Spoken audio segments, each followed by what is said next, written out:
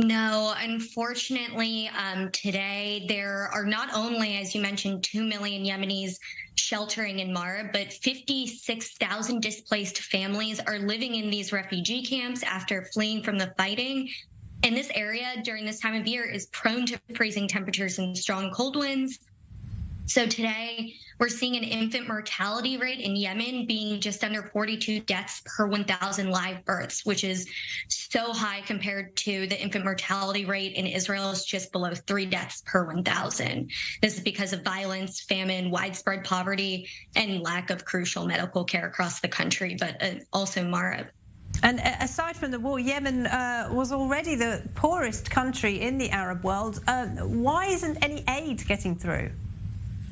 Unfortunately, there is some aid that is coming in, but the UN said last year they needed an estimated $4.3 billion of aid, and their aid drive just fell really short. I think as of March, they were $3 billion short.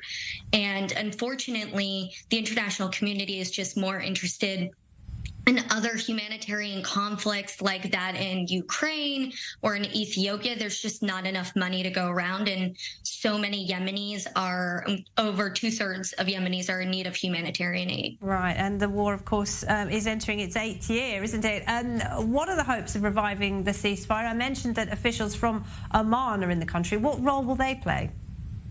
So they entered the country yesterday for the second time in less than a month for negotiations. Although in recent weeks, the Houthis have expressed a desire to enter a permanent ceasefire, which is giving a lot of people a lot of hope, it really looks pretty unlikely because they're still making unrealistic demands to the Yemeni government. And there's been renewed fighting in Marib in recent days, and they've even levied new threats of missile and drone attacks on Saudi Arabia and the United Arab Emirates.